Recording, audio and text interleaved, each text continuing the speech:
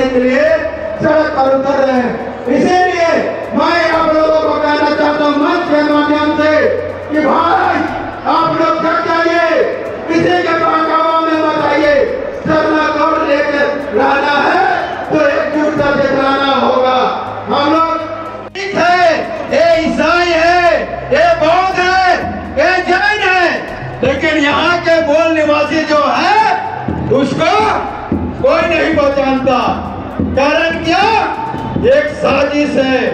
जानते हैं कि अगर आदिवासी हम सभी लोगों के बीच से निकल जाएगा, भाई बहनों का हार्दिक स्वागत और अभिनंदन है।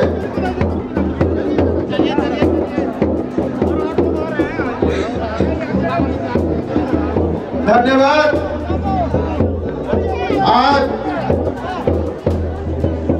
राष्ट्रीय आदिवासी सरना समाज धर्म रक्षा अभियान के तत्वाधान में तमाम सरना धर्मावलंबी माता पिता प्रधान हुए हैं, उनका हम लोग हार्दिक स्वागत करते हैं। गुमला जिला से आए सरना धर्म कोड महारैली में आए सभी माता पिता भाई बहनों का हार्दिक स्वागत है, अभिनंदन है। कामगारा प्रखंड अध्यक्ष नीरज आइंद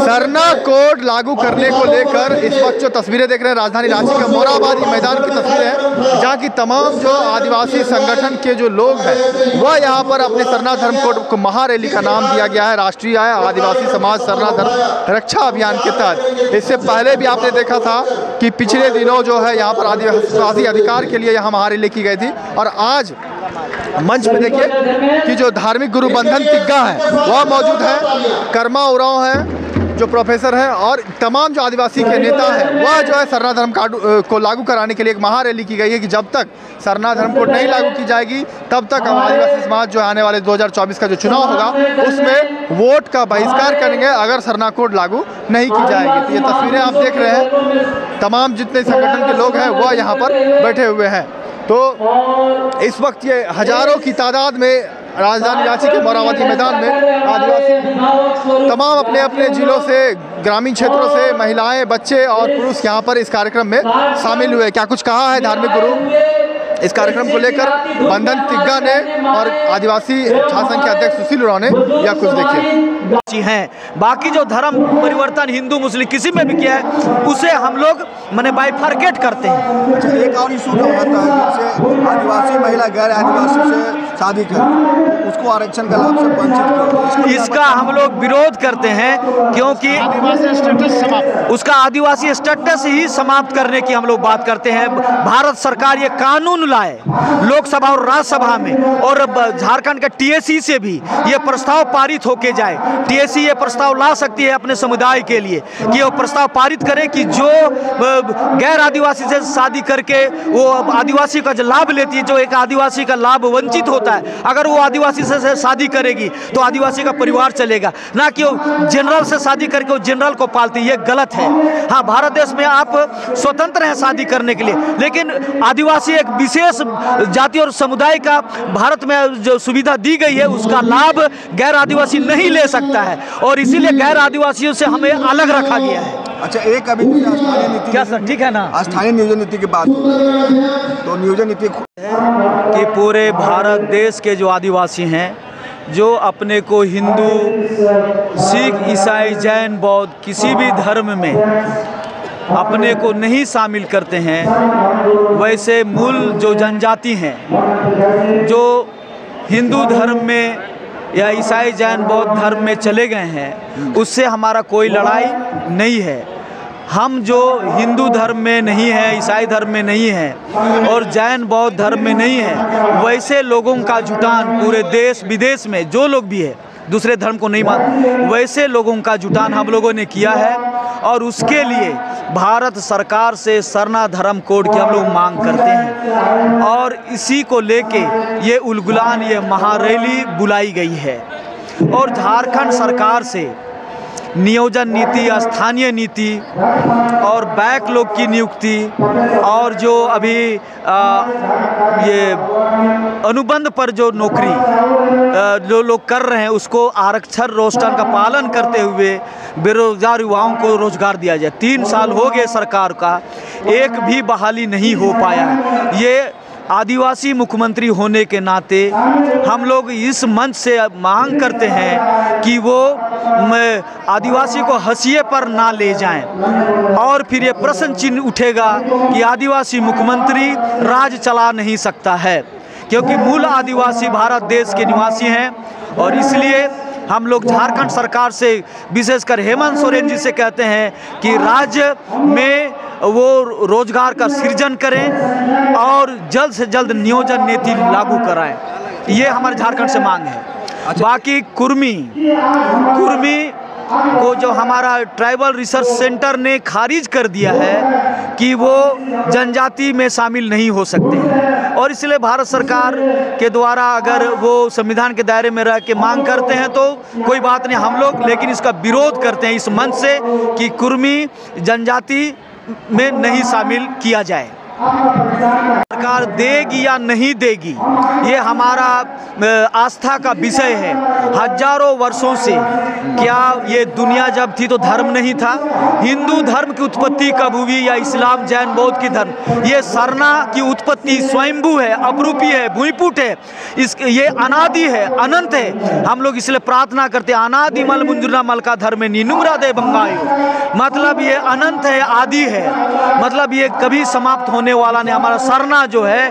और इसलिए मैंने हिंदू से पहले हमारा धर्म था सरना, और ईसाई से भी पहले हमारा धर्म था। सभी धर्मों का अगर कहा जाए सृजन सरना धर्म से ही हुआ है। इसलिए सबसे प्राचीन धर्म अगर कोई धर्म है तो सृष्टि का धर्म सरना है, और इसलिए भारत सरकार को देना ही पड़ेगा। सरना धर्म है तभी प्रकृति है, तभी मानव है। तो अगर जो हिंदू में चला गया है, जो जैन बौद्ध में चला गया है, ईसाइयों का ही क्यों? जो लोग अपने, बहुत सारे लोग कहते हैं हम लोग हिंदू हैं तो उसका भी डिलिस्टिंग किया जाए। जो इस्लाम धर्म में चले गए हैं और जनजाति का लाभ ले रहे हैं उसका भी डिलिस्टिंग किया जाए। जो सिख बौद्ध में हैं उनको भी डिलिस्टिंग किया जाए।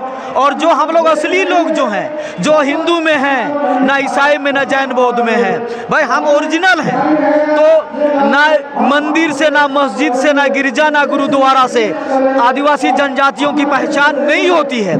आदिवासियों की पहचान उसकी भाषा, अपनी संस्कृति, उसकी परंपरा और विशेष भौगोलिक क्षेत्र में रहने का और संकुचित होने का जो ये है, उससे आदिवासी का बोध होता है। तो मंदिर, मस्जिद, गिरजा से आदिवासियों का बोध नहीं होता है। तो ये देखिए, सरना कोड की मांग देश में सभी जगह ये उलगुलान है। छोटा भाई मांगे कि बड़ा भाई है, अरे घर का ही बात कर रहा है। 5 भाई होता है, 5 7 भी नहीं भी चलता है, लेकिन मांग आखिर एक ही है, घर परिवार के लिए है। सभी का मांग सरना कोड ही मांग है, इसलिए उससे दिग्भ्रमित होने की बात नहीं है। हम घर से एक भाई चले गए तो मेरा हिस्सेदारी नहीं है, ऐसा बात नहीं। ये सरना कोड के ही मांग कर रहे हैं, आदिवासी समाज ही मांग कर रहे हैं और दूसरा नहीं। इसलिए सरकार को कंफ्यूज होने की जरूरत नहीं है। और ये 2000 से आदिवासी छात्र संघ कौन चिड़िया का नाम सरना कोड, उसको बताने का काम किया और उसी समय से आंदोलन हम करते आ रहे हैं।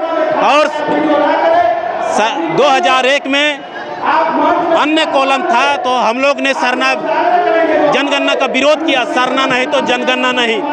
सेंसस ऑफ रजिस्ट्रार को आदेश देना पड़ा सभी डीसी को अन्य के जगह में सरना लिखा जाए। उसी का परिणाम 2011 का जनगणना में हम लोग 49 लाख के बाद पार हो गए। और अभी सरकार कहती है कि अनेकों मांग है, किसको देंगे? अरे विधानसभा चुनाव होता है, कोई एक वोट से हारता है, जिसका बहुमत ज्यादा रहता है उसी को विजय घोषित किया जाता है। तो हम तो 50 लाख पहुंचे हैं, तो सरना कोड देने में सरकार को कौन सा दिक्कत है? किसको बेवकूफ बनाती है सरकार?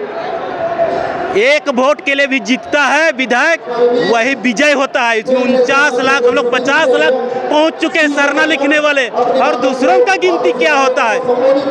अरे फेल होने के लिए कतार लगी रहती है, पास एक होता है। 49 लाख जो लिखे हैं सरना, उसको देना होगा सरकार को, नहीं तो ऐसी की तैसी 24 पहुंच रहा है। नींद हराम हो जाएगी सरकार की। राज्य सरकार से जो हमने मांग किया था सरना कोड का, वो हम लोग रैली और मानव श्रृंखला करके राज्य सरकार से हमने वादा किया था कि हम अगर सरकार में आते हैं, सत्ता में आते हैं तो सरना कोर्ट को भेजेंगे और झारखंड को उप राजधानी दुमका में जाके ऐलान करते हैं कि विशेष सत्र बुला के सरना कोर्ट 11 नवंबर 2020 को वो पास करके भेज दिया।